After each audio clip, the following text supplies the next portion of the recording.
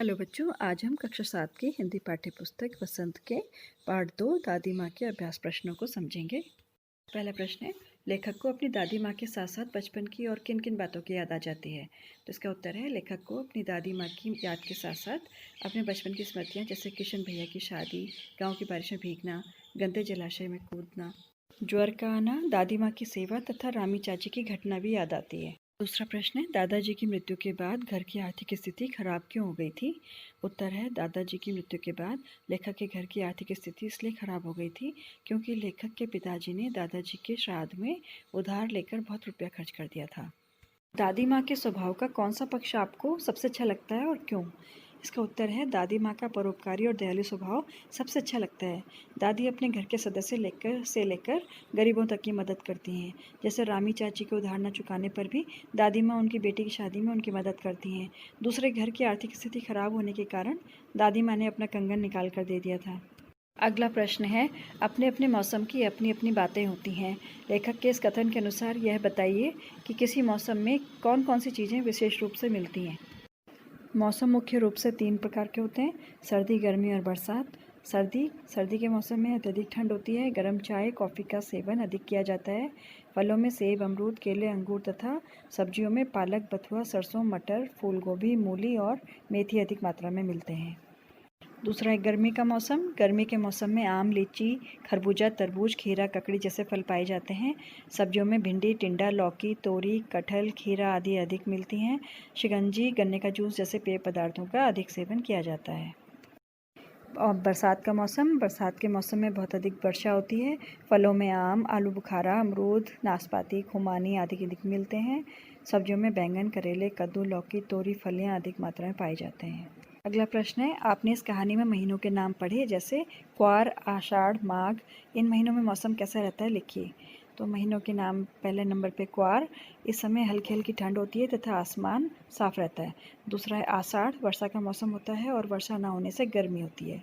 तीसरा महीना माघ, इस महीने काफ़ी सर्दी होती है। प्रश्न है, इस कहानी में कई बार ऋण लेने की बात आपने पढ़ी। अनुमान लगाइए किन किन पारिवारिक परिस्थितियों में गांव के लोगों को ऋण लेना पड़ता होगा और यह उन्हें कहां से मिलता होगा। बड़ों से बातचीत कर इस विषय में लिखिए। इसका उत्तर है, गांव के लोग शादी विवाह के खर्च के लिए, मकान बनाने के लिए, बच्चों की फीस जमा करने के लिए, फसलों की बुआई के लिए, पशु खरीदने के लिए, किसी पारिवारिक सदस्य की मृत्यु के बाद अंतिम संस्कार के लिए प्रायः ऋण लिया करते हैं। यह ऋण उन्हें गांव के जमींदारों व साहूकारों से या धनी व्यक्तियों से मिलता है। इसके अलावा सहकारी बैंकों, राष्ट्रीयकृत बैंकों, डाकघर और सहकारी समितियों से भी लोगों को विभिन्न प्रयोजनों के लिए ऋण मिलने लगा है। अगला प्रश्न है, नीचे दी गई पंक्तियों पर ध्यान दीजिए। जरा सी कठिनाई पड़ते ही अनमना सा हो जाता है, सन से सफ़ेद। तो इसमें समानता का बोध कराने के लिए सा, सी, से का प्रयोग किया जाता है। ऐसे 5 और शब्द लिखिए और उनका वाक्य में प्रयोग कीजिए। तो इसके उत्तर में समानता वाले शब्दों को देखेंगे। पहला है थाली सा, आज चंद्रमा बिल्कुल थाली सा गोल है। दूसरा है दूध सा, उसका रंग दूध सा सफ़ेद है।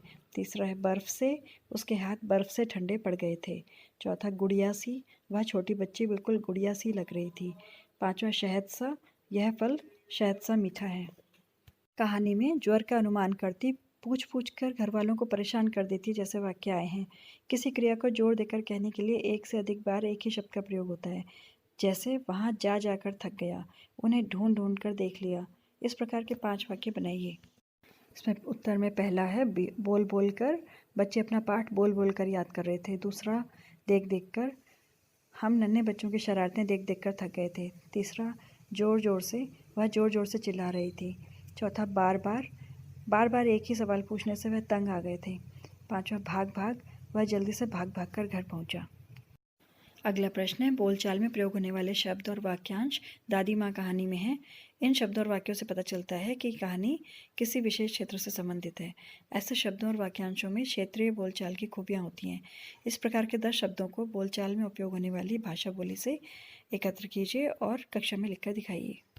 इसके उत्तर में हम देखेंगे हिंदी के ऐसे 10 शब्द जिन्हें क्षेत्रीय भाषा में थोड़ा सा परिवर्तित रूप में बोला जाता है। जैसे मिट्टी को मट्टी, पक्षी का पंछी, विवाह का ब्याह, कृष्ण का किशन, गागर का गगरी, स्नान को नहान, लक्षण को लच्छन, कृपा को कृपा, भैया को भैया, रिश्तेदार को रिश्तेदार। अपने आसपास बोले जाने वाले इस प्रकार के और अधिक शब्दों की सूची आप लोग बना सकते हैं।